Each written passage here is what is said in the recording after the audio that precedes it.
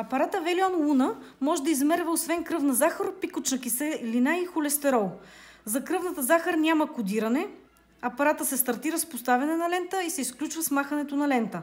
За холестерол и пикочната киселина във всяка кутийка, която закупите, има чип.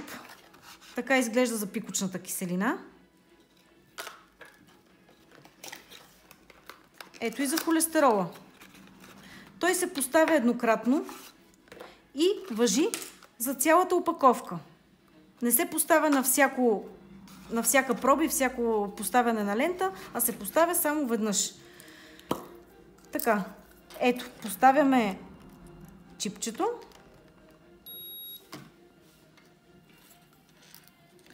Това е кода, който и на кутийката, съответно вече е синхронизирано и може да поставим лентата след това. Апарата, пак казвам, се включва с поставяне на лента, не се натискат копчета.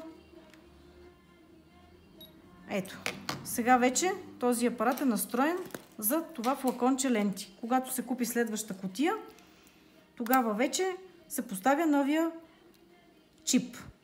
Така, обождаме се. Ето, обождащото издърпваме, зареждаме го, обождаме се. И кръвта я подаваме челно отпред на лентичката. Лентичката засмуква капката кръв и започва да отчита. Изчакваме резултата.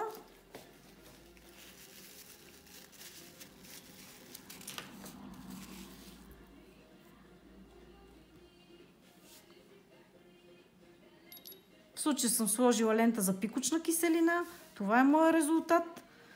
Самия апарат го изключвам или с издърпване на лентата, или над кош съответно с изстрелване с това бутонче. Апарата след мъничко автоматично се изключва.